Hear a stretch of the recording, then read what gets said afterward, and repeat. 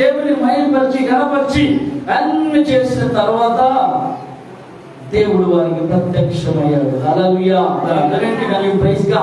దేవుని స్తుతిస్తున్నప్పుడు, దేవుని ఆరాధిస్తున్నప్పుడు దేవుడు నీకు ప్రత్యక్షం అవుతా ఉంటాడు. దేవుడి మాటలు వినేటప్పుడు దేవుడు నీకు ప్రత్యక్షం అవుతాడు. హల్లెలూయా. దేవుడు వారికి ప్రత్యక్షమయ్యాడు. ఆ టైంలో, ఆ కాలంలో ఆ ప్రవక్త ఏం చెప్పాడు? మీరు ఆయన వైపు తిరిగితే దేవుడు మీకు ప్రత్యక్షం అవుతాడు అని చెప్పాడు కదా ఆయన. ఇప్పుడు ఏం జరిగింది? వారు ఆయన తట్టు తిరిగి వారి పాపాలు ఒప్పుకొని ఆయన స్తుతించి ఆరాధించి ఆయన సన్నిధిలో ప్రమాణం చేశారు. ఇక తప్పు చేయము, ఇక వేరే వైపు చూడము, వాటి చూడము, నీ వైపే చూస్తామయ్యా అని తప్పులను ఒప్పుకుని ప్రభువుని ఎలుగెత్తి దానికి బలపెట్టిన తర్వాత దేవుడు వారి దగ్గరికి వచ్చి వారికి ప్రత్యక్షమయ్యాడు. హల్లెలూయా. నెమ్మది వారికి వచ్చింది, సమాధానం వారికి వచ్చింది, కుటుంబాలు బాగుపడ్డాయి. వారు అనుకున్న దేవుడు వారికి జరిగించాడు. నేను మీకేం చెప్తున్నానంటే ప్రియమైన దేవుని బిడ్డలారా, ఆ కాలంలో ఎలా జరిగింది, ఈ రోజుల్లో, ఈ దినాల్లో నీ జీవితంలో, నీ కుటుంబంలో, నీ వ్యక్తిగత జీవితంలో అల్లకొల్లోల పరిస్థితులు వస్తున్నాయేమో, సమాధానం ఉండలేదేమో, లేకపోతే పని పాటల విషయంలో కూడా అది సరిగా వెళ్ళట్లేదేమో. నువ్వు తెలుసుకోవాల్సిన పని ఏంటంటే ధైర్యముగా ఉండు, నీ కార్యం సఫలమవును. హల్లెలూయా. వాళ్ళు ధైర్యంగా ఉండి ప్రభు తట్టు తిరిగి ఆయన స్తుతించి ఆరాధించే కనుక వారి కార్యము సఫలమాయను. ఈరోజు నీ కార్యము దేవుడు సఫలం చేస్తాడు. నువ్వు నమ్ము, నువ్వు నమ్మితే నీ జీవితంలో అద్భుతం జరిగింది. హల్లెలూయా. సో ఇక్కడ దేవుడు వారికి ప్రత్యక్షం అయ్యాడు కనుక వారి కుటుంబంలో ఉన్న సమస్యలు బయటకు వెళ్ళిపోయి వారి వ్యక్తిగత కార్యాలు, క్రియలు దేవుడు వారికి జరిగించాడు. హల్లెలూయా. మరొక వాక్యాన్ని మనం చూద్దాం. మన పరిశుద్ధ గ్రంథం నుండి నిర్గమకాండము 3వ అధ్యాయము 2వ వచనాన్ని మనం చూద్దాం. నిర్గమకాండము 3వ అధ్యాయము 2వ వచనాన్ని మనం చూద్దాం. ఒక పొద నడిమిని అగ్ని జ్వాలలలో యెహోవా దూత అతనికి ప్రత్యక్షమాయెను.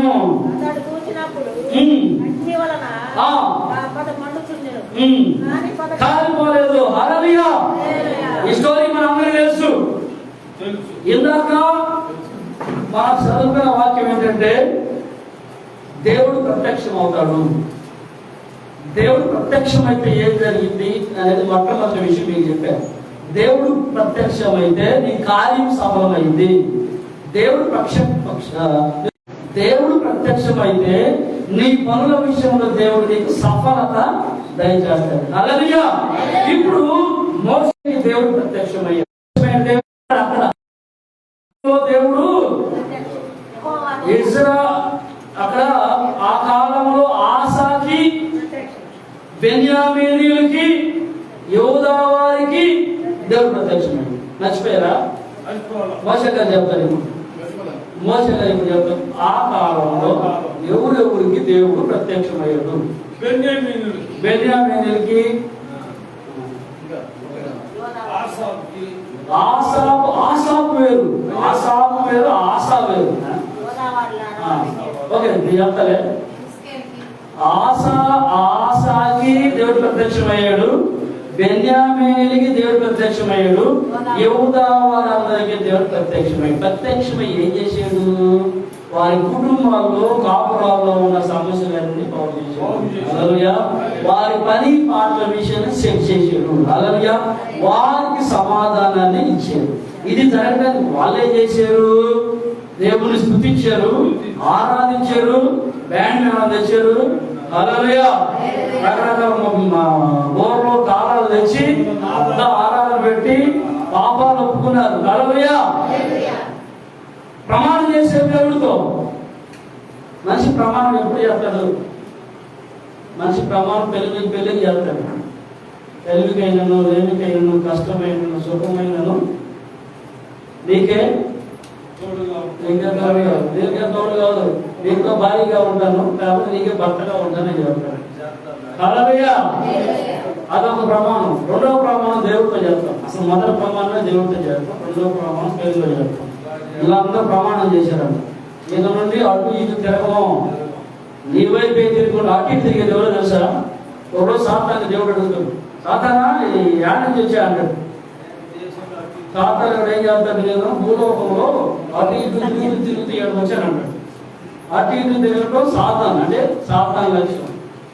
లోకం వైపు మనం తిరగకూడదు, పాపం వైపు మనం తిరగకూడదు, ప్రభువు వైపే మనం తిరగాలి. హల్లెలూయా. వీళ్ళందరూ ఆయన వైపు తిరిగారు. దేవుడు వారికి ప్రత్యక్షమయ్యాడు, వారి కార్యమును సఫలపరిచాడు. ఈరోజు దేవుడు నీకు ప్రత్యక్షం అవుతా ఉన్నాడు. వాక్య రూపంలో దేవుడు నీకు ప్రత్యక్షం అవ్వచ్చు, శాముకుని ముఖంలో దేవుడు నీకు ప్రత్యక్షం అవ్వచ్చు, కలలో దేవుడు నీకు ప్రత్యక్షం అవ్వచ్చు, దర్శనంలో దేవుడు నీకు ప్రత్యక్షం అవ్వచ్చు. దేవుడు ఇప్పుడు నీకు ప్రత్యక్షం అయ్యాడు. హల్లెలూయా, హల్లెలూయా. ఇప్పుడు మోషేకి దేవుడు ప్రత్యక్షమయ్యాడు. మోషేకి దేవుడు ప్రత్యక్షం అయ్యేసరికి ఆయన పొజిషన్ తెలుసా? ఎవరో గొర్రెలు రాసుకున్నాడు ఆయన కూడా గొర్రెలు లేవు. The condition of Moses while God appear to him. దేవుడు మోషేను దర్శించే సమయానికి, మోషేకి ప్రత్యక్షం అయ్యే సమయానికి మోషే పరిస్థితి ఏంటంటే తనకంటూ ఏది లేదు. వాళ్ళ మామ గొర్రెలు కాసుకుంటా ఉన్నాడు. మోషే జీవితం 3 వారాల్లో ఉంది. మోషే అంటే నీటి నుండి తీయబడిన వాడు, స్పిరిచువల్ గా దేవుని ఇల్లందరిలో నమ్మకస్తుడు. మోషే 40 సంవత్సరాలు ఐగుప్తు దేశంలో ఉన్నాడు. 40 సంవత్సరాలు గొర్రెలు కాశాడు. 40 సంవత్సరాలు ఇజ్రాయెల్ నడిపించాడు. మొత్తం ఎన్ని సంవత్సరాలు? హల్లెలూయా. మొత్తం ఎన్ని సంవత్సరాలు? 40 సంవత్సరాలు ఐగుప్తు దేశంలో ఉన్నాడు. 40 సంవత్సరాలు ఫరో తరివేస్తాడు. తరివేసేటప్పటికి మోషేకి 40 సంవత్సరాలు. అక్కడ నుండి 40 సంవత్సరాలు అరణ్యంలో గొర్రెలు కాసుకున్నాడు. అక్కడ తిరిగి మళ్ళా ఐగుప్తుకి పంపిస్తాడు. అక్కడ 40 సంవత్సరాలు, మొత్తం 120 సంవత్సరాలు. హల్లెలూయా. 40 సంవత్సరాలు గొర్రెలు కాసేటంటే ఆయన పరిస్థితి ఎంత దీనంగా ఉంది, ఎంత హీన పరిస్థితి. అవి కూడా ఆయన కాదు,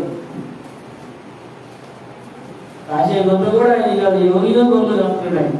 దట్ వాస్ హిస్ పొజిషన్. అలాంటి తోడు దగ్గర దేవుడు ప్రత్యక్షం. హల్లెలూయా. ఐగుప్తు దేశం నుండి ఫరో ఇతను బయటకు గెంటి వేసే సమయంలో ఈ దగ్గర ఏం లేవు, ఉన్న కట్టు బట్టలతో తరివేస్తారు ఆయన్ని. ఏది లేదు ఆయన దగ్గర. చివరికి అక్కడికి వెళ్ళిపోయిన తర్వాత ఆ గొర్రెల్ని కాసుకుంటే 40 సంవత్సరాల గొర్రెలు కాసేవాడు దగ్గరికి దేవుడు ప్రత్యక్షమయ్యాడు. హల్లెలూయా, హల్లెలూయా. నేనేం చెప్తున్నానంటే దేవుడు ప్రత్యక్షమైతే ఏం జరిగింది?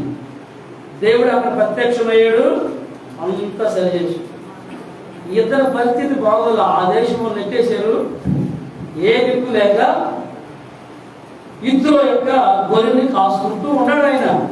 సో ఆ గొర్రెలు కూడా ఆయన్ని కాదు. సడన్ గా, అన్ఎక్స్పెక్టెడ్లీ, హఠాత్తుగా తన జీవితంలో అద్భుతం జరగడం ప్రారంభమైంది. Hallelujah. He never thought that. దేవుడు దూత ఆయన దగ్గర గురించి మాట్లాడితే నేను అనుకున్నాడా? ఊహించలా. అతడు ఎన్నడూ ఊహించలా దేవుడు దర్శిస్తాడని, అగ్గిని చూస్తాడని, దేవుడు అతనితో మాట్లాడతాడని ఆయన ఊహించలా. హల్లెలూయా. ఊహించని విధంగా దేవుడు అతను దర్శించాడు. హల్లెలూయా.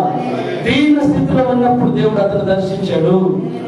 కష్టంలో ఉన్నప్పుడు దర్శించాడు.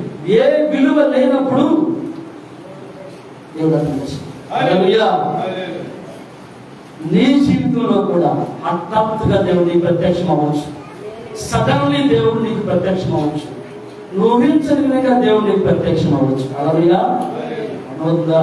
ఖచ్చితంగా ప్రత్యక్షం అవ్వచ్చు. సరే, ఇంత దేవుడు ప్రత్యక్షం అయ్యాడు కదా, తన జీవితంలో ట్రాన్స్ఫర్మేషన్ అన్నాం, రూపాంతరం ఏం జరిగిందో ఒక వాక్యం నేను మీకు చూపిద్దాం అనుకుంటున్నాను. అపోస్తుల కార్యములు 7వ అధ్యాయము 35వ వచనం. అపోస్తుల కార్యములు 7వ అధ్యాయము 35వ వచనాన్ని మనము చదువుతున్నాం.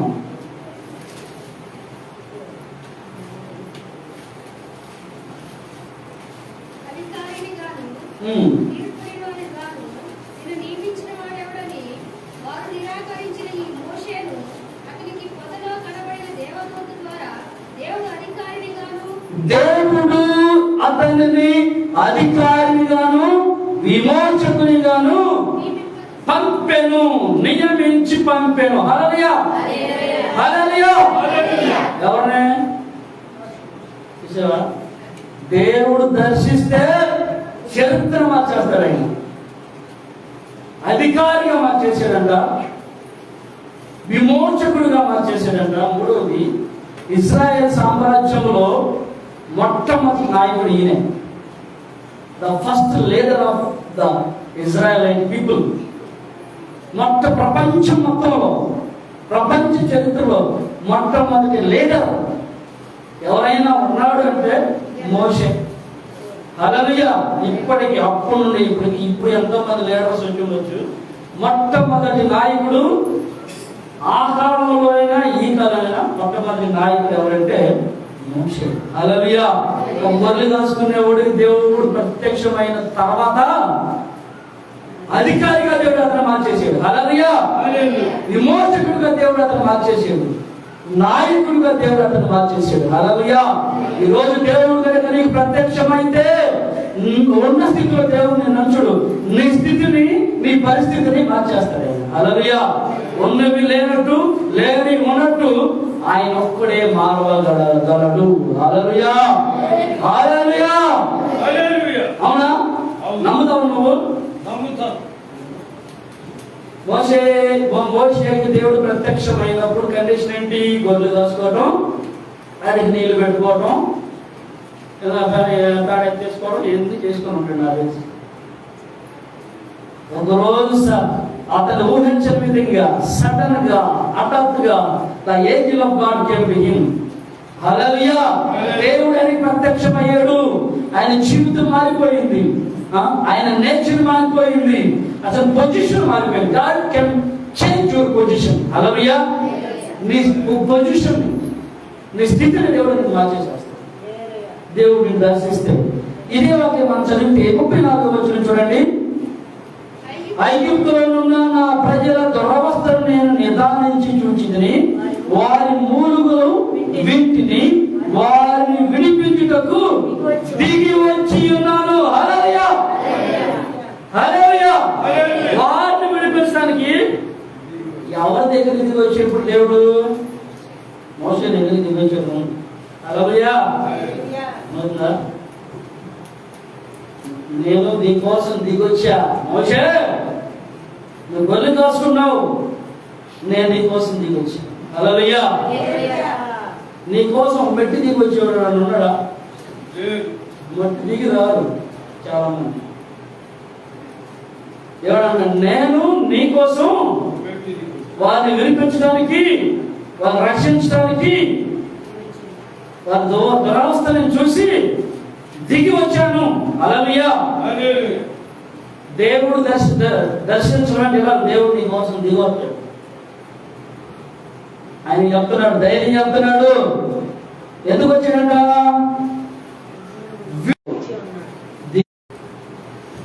ఈరోజు నిన్ను విడిపించడానికి, నీ పరిస్థితిని మార్చడానికి ఆయన దిగి వస్తాడు.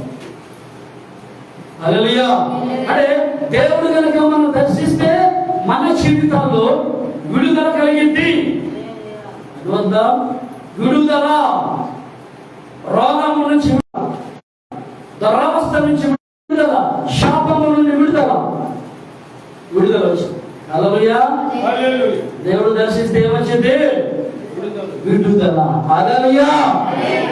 నీ కోసం దిగొచ్చే దేవుడు ఆయన, నిన్ను దర్శించడానికి దిగి వచ్చే దేవుడు ఆయన. అంటున్నాడు, వారి యొక్క దురవస్థను నేను చూశాను అంటాడు. దురవస్థ నేను చూశాను, వారి శ్రమను నేను చూశాను, వారి మూలుగులు నేను విన్నాను, నేను దిగొచ్చాను. హల్లెలూయా.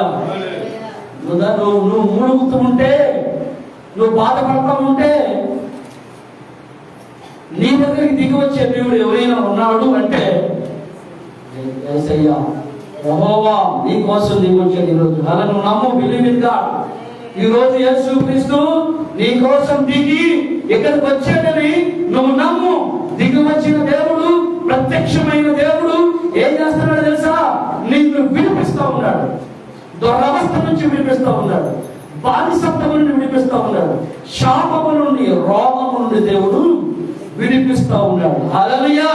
నువ్వు నమ్ము. ఏ ఉద్దేశం దేవుడి దగ్గరికి వచ్చావు ఈ రోజు నాకు తెలియదు, నీకు తెలుసు, దేవుడికి తెలుసు. నీ కోసం దేవుడు దిగి వచ్చాడు. హల్లెలూయా. నువ్వు అక్కడి నుంచి వచ్చావు కదా, దేవుడు అక్కడి నుంచి వచ్చాడు. నువ్వు నమ్మాలి. నమ్మితే ఏం జరిగింది తెలుసా? నమ్మితే ఏం జరిగింది? నమ్మితే దేవుని మహిమ నువ్వు చూస్తావు, నీకు సమస్తము సాధ్యమైంది. హల్లెలూయా. సో దేవుడు మోషేకి ప్రత్యక్షమైనప్పుడు మోషే పరిస్థితి వేరు. దేవుడు ఆయనకి ప్రత్యక్షం అయిపోయిన తర్వాత ఆయన పొజిషన్ ఏమైందంటే ఒక అధికారిగా నియమించాడు దేవుడు, ఒక విమోచకుడిగా నియమించాడు, ఒక నాయకుడిగా నియమించాడు. అంతటితో ఆగలేదు, అంతటితో ఆగలేదు. నీ కోసం దిగొచ్చాడని హామీ ఇచ్చాడు, దురవస్థ నుంచి విడిపించాడు, విడుదల ఇచ్చాడు ఆయన. హల్లెలూయా. When God appears to you, He will give you the deliverance. దేవుడు నిన్ను దర్శిస్తే నీ జీవితంలో, నీ కుటుంబంలో విడుదల వస్తుంది. హల్లెలూయా. దేవుడు నిన్ను విడిపించును గాక. హల్లెలూయా. ఇందాక దేవుడు దర్శించినప్పుడు వారి కుటుంబాలు బాగుపడ్డాయి, వారి వ్యక్తిగత జీవితాలు బాగుపడ్డాయి. హల్లెలూయా. సమాధానం వారికి వచ్చింది. ఇప్పుడు దేవుడు ఇతను దర్శించినప్పుడు గొర్రెలు కాసుకునేవాడు అధిపతి అయిపోయాడు, గొర్రెలు కాసుకునేవాడు నాయకుడు అయిపోయాడు, గొర్రెలు కాసుకునేవాడు విమోచకుడు అయిపోయాడు. హల్లెలూయా. దేవుడితో మాట్లాడేవాడు అయ్యాడు. కానీ ఈ రోజు దేవుడు నిన్ను దర్శిస్తా ఉన్నాడు. నీ స్థితి, నీ పొజిషన్ దేవుడు మారుస్తాడు. హల్లెలూయా. ఇప్పుడు దేని స్థితిలో ఉన్నావా? సంపన్న స్థితిలో దేవుడు తీసుకెళ్తాడు. దురవస్థలో ఉన్నవా? అత్యున్నత స్థితిలో దేవుడు తీసుకెళ్తాడు. హల్లెలూయా. మూడోది మనం చూద్దాం. ఇంకా దేవుడు మనం దర్శిస్తే ఇంకా మన జీవితంలో ఏం జరిగిందో మనం చూద్దాం. దానియేలు గ్రంథము 3వ అధ్యాయంలో రండి. దానియేలు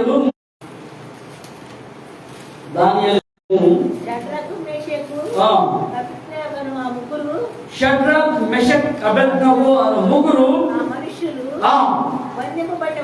బంధింపబడిన వారై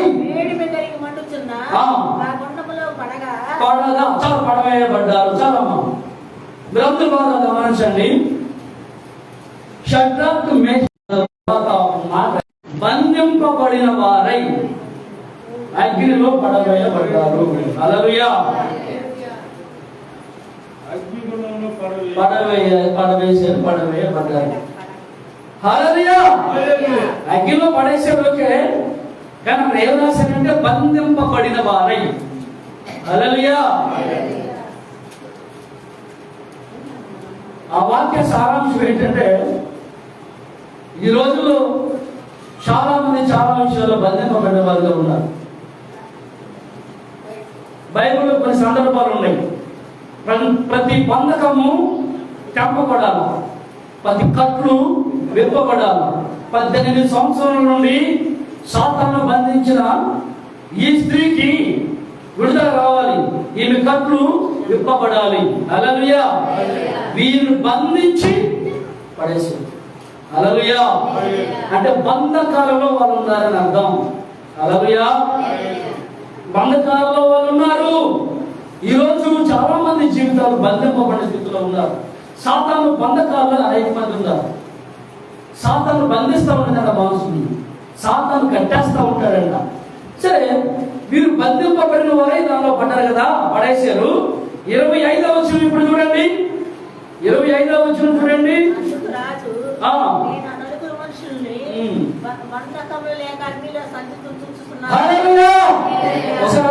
చెప్పండి. రాజు అంటాడు, నేను ముగ్గురు బంధించి పడేశాను. కానీ ఇప్పుడు నలుగురు కనబడుతున్నారు. ఎలా కనబడుతున్నారు నలుగురు? ఎలా కనబడుతున్నారు? బంధకములు లేకుండా. హల్లెలూయా. హల్లెలూయా. ఆదివాడు వచ్చాడు, బంధకాలు తొలగించేసాడు. హల్లెలూయా. హల్లెలూయా. ఇప్పుడు నా ఒక్కడివేనా? రెండో వాడు వస్తాడు. ఎవరైనా సెకండ్ పర్సన్ వేసే హల్లెలూయా. వచ్చి ఏం చేస్తాడు తెలుసా? ఆయన ప్రత్యక్షమయ్యాడు. దేవుడు వారికి ఎక్కడ ప్రత్యక్షమయ్యాడమా? అగ్నిగుండంలో ప్రత్యక్షమయ్యాడు. హల్లెలూయా. అగ్నిగుండంలో ఉన్నా నీ దగ్గరకు వచ్చే ప్రత్యక్షం ఉంటుంది. కొత్త నిబంధనలో ఒక వాక్యం ఉంది, అగ్ని లాంటి శ్రమలు మీకు వస్తూ ఉంటాయి, అగ్ని లాంటి కష్టాలు మీకు వస్తూ ఉంటాయి, అధైర్యపడద్దు. అగ్నిలో ప్రత్యక్షమైన దేవుడు అగ్ని లాంటి శ్రమంలో ఉన్న నీ దగ్గర ప్రత్యక్షం అవుతాడు. హల్లెలూయా. బంధింపబడిన వారై దానిలో వేయబడ్డారు. పెద్ద టైం కూడా తీసుకోవాలి దేవుడు. హల్లెలూయా. టైం ఎక్కువ తీసుకున్నాడు దేవుడు. ఇంకా ఎక్కువ కాలం బాధపడడం నాకు ఇష్టం. హల్లెలూయా. ఆయన కోపము నిమిష మాత్రమును, ఆయన ప్రేమ దీర్ఘకాలంలో. బాధపడడం ఒక్క నిమిషం కింద ఓర్చుకోలేడు ఆయన. మన ఇంట్లో నేను బాగు చేద్దాం అనుకుంటాడు, కానీ నీలో ఉన్న అవిశ్వాసం నువ్వు బాగుబాబులు చేసి దేవుడి మనసు అలా ఉంది అంట. ఒక్క నిమిషం కూడా ఉండలేడంట దేవుడు. అంటే నువ్వు బాధపడటం 1 మినిట్ కూడా దేవుడు చూడలేవు.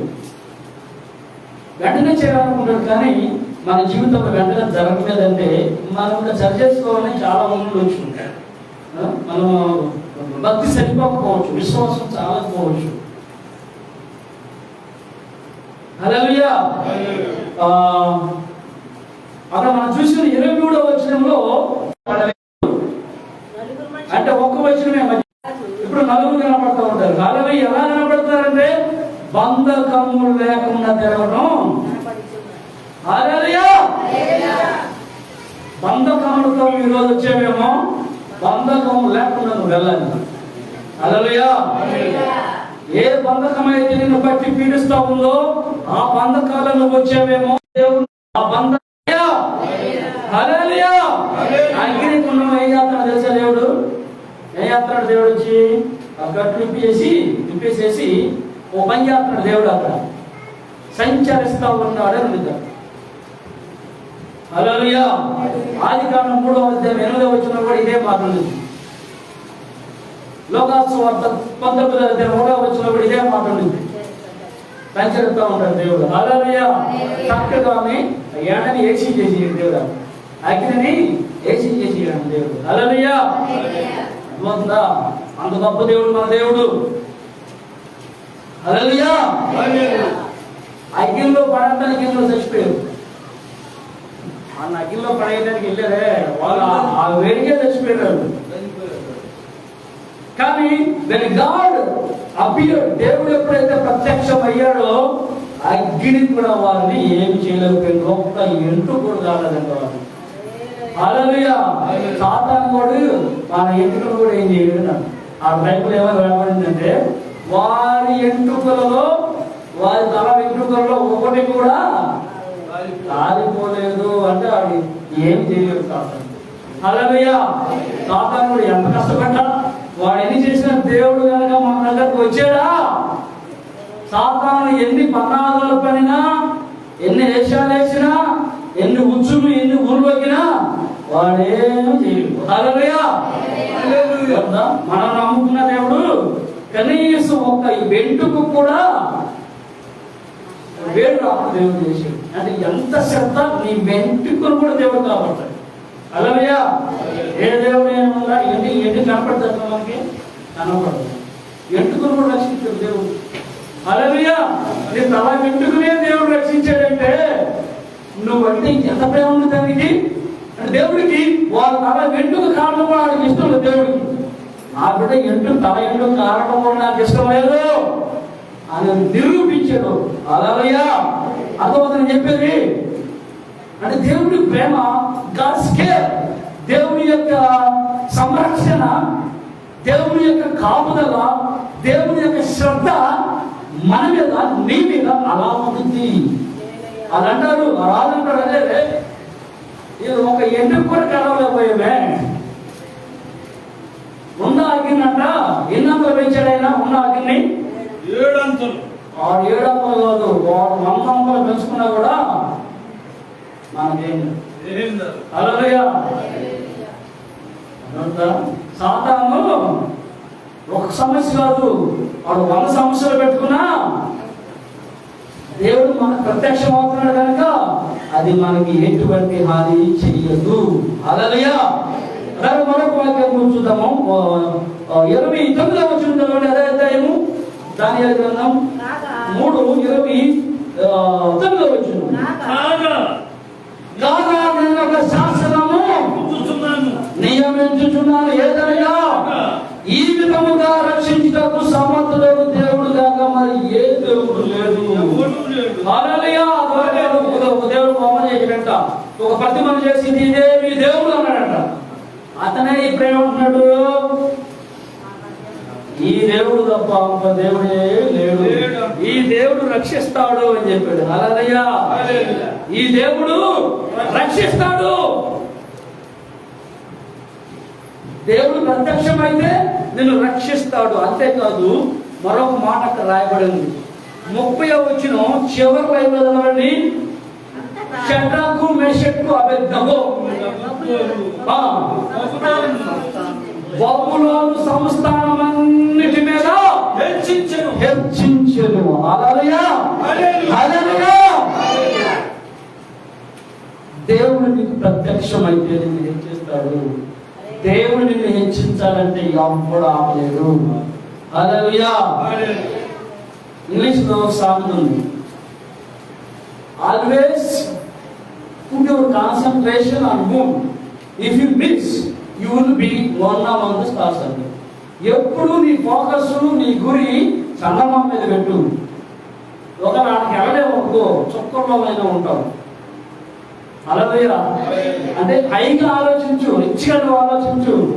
దేవుడు ఏం చెప్పాడు, నేను తలగా ఉంచుతా తోకగా నేను ఉంచును. దావీదు అంటాడు, దేవా ఎక్కలేనంత కొండ నన్ను ఎక్కించయ్యా అంటాడు. మా లోకం ఏమైందంటే ఎక్కలేని ఎందుకంట కూర్చోవలసిన పక్కన ఎక్కడ నీకు ఎందుకురా, ఎక్కలేవు పెట్టలేవు, కూర్చో ఎక్కడ నీకెందుకు దేవుడు అంటాను. ఆయన అనుకోరా, ఈయనేమంటే ఎక్కలేనందుకుండా నన్ను ఎక్కించయ్యా అంటాడు. ఇక నమ్మ ఈయన ఎక్కలేడు, నా వల్ల కాదు, అక్కడ వల్ల కాదు, ఎక్కించే దేవుడు ఉన్నాడు. హల్లెలూయా. మరొక వాక్యం ఉంది, ఇతనే అంటాడు, దేవుడు ఎక్కలేనంత కొండ నన్ను ఎక్కించాడని చెప్తాడు. ఈయన అదేదో తెలుసా, కొండ కాదు, సింహాసనం. హల్లెలూయా. ఎక్కిస్తాడు, దించడు దేవుడు. ఒక వ్యక్తి ఎక్కిస్తాడు, ఒక వ్యక్తి దించడు. దించేవాడు సార్ వెనక లాగుతూ ఉంటాడు. చాలా మందికి ప్రార్థన పడతా ఉంది, నా కాళ్ళు వెనక లాగుతున్నాయి అంటారు కదా, మనసు వెనక లాగుతుంది అంటారు. మనసు లాగదు, మనసు వాళ్ళు లాగుతూ ఉంటారు. వెనక లాగేవాడు సాతాను, నీ కాళ్ళు వెనక లాగేవాడు సాతాను, ఎక్కించేవాడు సాతాను. హల్లెలూయా. ఎక్కలేను, ఎక్కించు, నువ్వు ఎక్కిస్తావు అన్నాడు. ఖచ్చితంగా దేవుడు ఎక్కించు. హల్లెలూయా. షడ్రకు మేషకు అబేద్నగోకి అగ్నిగుండంలో దేవుడు ప్రత్యక్షమయ్యాడు. బబులోను సామ్రాజ్యం మొత్తం మీద వారిని హెచ్చించను. హల్లెలూయా. ఆయనే న్యాయం తీర్చేవాడు, ఒకరిని తగ్గించును, ఒకరిని హెచ్చించును. నువ్వు హెచ్చుగా ఉండడం దేవుడు చెప్తాను, కానీ నేను నువ్వు తగ్గించుకో. ఎంత ఎదిగినా వదులు. హల్లెలూయా. ఎంత హెచ్చించినా నువ్వు తగ్గించుకో. దేవుడు క్రమక్రమముగా అంచెలంచెలుగా దేవుడు నిన్ను హెచ్చిస్తాడు. హల్లెలూయా. అంటే దేవుడు మనం దర్శిస్తే మన జీవితాల్లో, మన కుటుంబంలో చాలా కార్యాలు జరుగుతాయి. మొదట మనం చూసాం, దేవుడు ఆసాని బెన్యామీనీయుల్ని యోధా వారిని దర్శిస్తే వారి కుటుంబాలు, వారి కాపురాలు బాగుపడ్డాయి. వారి పని పాటలో దేవుడు తోడుగా ఉన్నాడు, వారికి సమాధానాన్ని ఇచ్చాడు. హల్లెలూయా. దేవుడు మోషేని దర్శించాడు, అరణ్యంలో దర్శించాడు. దేవుడు మోషేని అరణ్యంలో దర్శించడం అధికారిగా దేవుడు చేశాడు, నాయకుడిగా చేశాడు, విమోచకుడిగా చేశాడు. అతని కోసం దేవుడు దిగొచ్చాడు. ప్రియమైన దేవుని బిడ్డలారా, నేను ఎవరు పట్టించుకోవడం బాధపడదు. నీకోసం ఆయన దిగొస్తాడు అవసరం అయితే. ఆయన రాకపోతే ఏజెంట్లు పంపిస్తాడు. హల్లెలూయా. ఎవరు ఆయన ఏజెంట్? ఎవరు? ఆయన నిజంగా ఏజెంట్ ఉంటారు, కానీ నీ పని అయింది. హల్లెలూయా. మీరు బాగా ఒక నిమిషం ఎక్కువ బాధపడండి, గుర్తుంచుకో. మళ్ళీ 1 minute. హల్లెలూయా. అరణ్యంలో కనపడ్డాడు ఆయన. వీళ్ళకి అగ్ని కుండంలో ప్రత్యక్షమయ్యాడు. అంటే wear ever you may be, నువ్వు ఎక్కడున్నా, నువ్వు అరణ్యంలో ఉన్నా, అగ్ని గుండంలో ఉన్నా, అంధకారంలో ఉన్నా, దేవుడు నీకు ప్రత్యక్షం అవుతాడు. నీ స్థితిని, నీ పరిస్థితిని, సమస్తాన్నైనా మార్చేస్తాడు. హల్లెలూయా. కనుక మనం ఏం చేయాలి? ఆయన తట్టు తిరగాలి, ఆయన స్తుతించే వాడుగా ఉండాలి, ఆయన ఆరాధించే వాడుగా ఉండాలి. ఆయన మనం విడిచిపెట్టకూడదు. నువ్వు ఆయన విడిచిపెట్టావా, ఆయన నిన్ను విడిచిపెట్టేస్తాడు. ఆయన కనుక నేను విడిచిపెట్టాడా, నీకేక దిక్కేవు. ఏ దిక్కు లేదు వరకు ఆయనే దిక్కు. నీకు దిక్కైన దేవుడిని విడిచిపెట్టొద్దు. ఏ కష్టం వచ్చినా, ఏ బాధ వచ్చినా. హల్లెలూయా. ప్రార్థన చేసుకున్నాం. దేవా మీకు స్తోత్రం. అందరూ ప్రభు వైపు చూద్దాం. పరిశుద్ధుడా, అయ్యా ఈ రోజు మీరు మాకు ప్రత్యక్షం అవ్వండి. సహోదరుడు, ఆ సహోదరు, ఈ రోజు యేసయ్య నీకు ప్రత్యక్షం అవుతా ఉన్నాడు. నీ దురవస్థను దేవుడు చూస్తూ ఉన్నాడు. నీకోసం దేవుడు దిగి వస్తూ ఉన్నాడు. నీ పరిస్థితిని మారాలనుకుంటున్నాడు. వారి కాపురములలో అల్లకల్లోలం జరిగిందన్న, కానీ పాత్రలో సమాధానం లేదన్న. అలాంటి పరిస్థితిలో దేవుడు వారిని దర్శించాడు. ఒక మాట చెప్పాడు, ధైర్యంగా ఉండండి, మీ కార్యము సఫలమవుతుంది. ఈరోజు ప్రియ సహోదరి సహోదరులారా, ధైర్యంగా ఉండండి, విశ్వాసముగా ఉండండి, మీ కార్యము సఫలమైపోతా ఉన్నాయి. అగ్నిగుండములో బంధపడిన వారుగా ఉన్నారు, బంధకములైన తెలుగుతూ ఉన్నారు. కారణం దేవుడు వారిని దర్శించాడు, ప్రత్యక్షమయ్యాడు. వారందరినీ దేవుడు హెచ్చించాడు. బబులోను సామ్రాజ్యంలో దేవుడు హెచ్చింది. ఈరోజు నువ్వు నీ గ్రామంలో దేవుడిని హెచ్చిస్తావు, నువ్వు ఉన్న స్థితిలో దేవుడిని హెచ్చిస్తావు. అరణ్యంలో వెళ్ళి కాసుకునేవాడు అధికారిగా దేవుడు చేశాడు, నాయకుడిగా చేశాడు. ఈరోజు దేవుడిని స్థితి, నీ పరిస్థితులు మారుస్తూ ఉన్నాడు. విడుదల నీకు వచ్చానంటాడు. నీకు విడుదల ఇవ్వటానికి, విమోచన ఇవ్వటానికి, దురవస్థలను విడిపించడానికి, రోగములను విడిపించడానికి, పాపములను శాపములను విడిపించటకు నేను ప్రత్యక్షమయ్యాను అంటాడు. ప్రభువుకి నీ జీవితాన్ని అప్పచెప్పు. ప్రభు వైపు నువ్వు తిరుగు, ఆయన తప్పు నువ్వు తిరుగు, ఆయన పక్షముగా ఉండు, నీ పక్షముగా నిలబడతాడు. దేవానికి స్తోత్రం. ఈ మాటలు విన్న ప్రతి ఒక్కరిని మీరు దీవించి ఆశీర్వదించి ఈ దినము నుండి ప్రభు ప్రతిరోజు ఆశీర్వాదంగా మీరు మార్చమని యేసు నామములో ప్రార్థిస్తున్నాం తండ్రి. ఆమేన్. ఆమేన్.